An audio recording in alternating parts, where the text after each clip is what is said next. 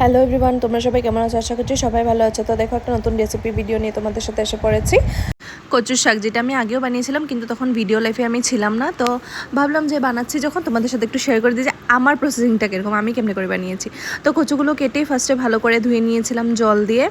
আর যে কচু কাটার পরে যে হাতের অবস্থা, জাস্ট দেখো হাতের অবস্থাটা কত যে কষ্ট হয়েছে হাতের এগুলো ছুটাতে, মানে কি বলবো। তো যাই হোক, তারপরে ফার্স্টেই আমি কচুটা কেটে ধুয়ে বয়েল করতে বসিয়ে দিয়েছিলাম। বয়েল করার জন্য আমার একটা সসপ্যানে হচ্ছিল না, ওটার জন্য মানে ছোট হয়ে গেছিলো। তো আমরা তো ছোট ফ্যামিলি, তো এটার জন্য বড় জিনিস কিনাই হয় না। আর যেগুলো বড় আছে অনেক বড়, তো ওগুলো তো কোনো কাজের না। তো আরেকটা সসপ্যান নিয়ে, দুটো সসপ্যান নিয়ে ভালো করে জলের মধ্যে একটু লেবু চিপে দিয়েছিলাম, যেটা যাতে গলা না চুলকায়। আর এর কচুরা তো প্রায় গলা চুলকায় না, আমি যতটুকু জানি, তাও রিস্ক নিই নেই। দিয়ে দিয়েছি একটু লেবু চিপে ভালো করে দুটাতেই। তারপরে দেখো হালকা হালকা বয়েল হয়ে গেছিলো। হালকা হালকা বয়েল হওয়ার পরে এটা দেখো প্রায় হয়ে গেছিলো।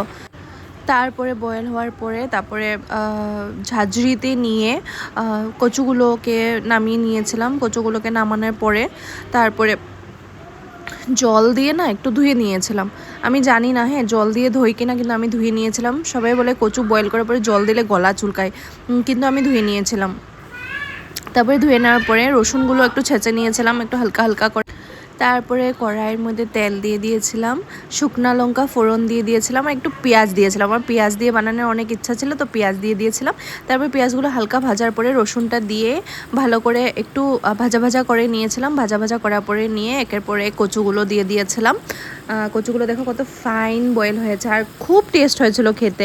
এরকম করে যদি তোমরা ট্রাই করেছো তো ভালো কথা, আর যদি না করেছো তো সেম এরকম প্রসেসিংয়ে ট্রাই করবে, খুব টেস্ট হয়েছিল।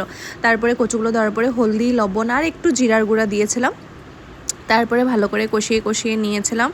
দেখো জাস্ট তেল বের হয়ে গেছিলো, আর কতগুলো ছিল হয়েছে কতটুকু। তারপরে লাস্টে দিয়ে আমি একটু চিনি দিয়েছিলাম। চিনি দেওয়ার পরে দেখো আমার প্রায় হয়ে গেছিলো। তারপরে গন্ধরাজের লেবু, মানে গন্ধরাজ লেবুর পাতাটা দিয়েছিলাম। জাস্ট এত টেস্ট হয়েছিল, মানে আমি তোমাদেরকে বলে বোঝাতে পারবো না, খুব টেস্ট হয়েছিল। তো তোমরা এরকম করে ট্রাই করে দেখবে। আর যারা যারা আমার রেসিপি দেখে ট্রাই করো, প্লিজ আমার কমেন্ট বক্সে একটু জানিয়ে দেবে। এখানে যেন বাই বাই।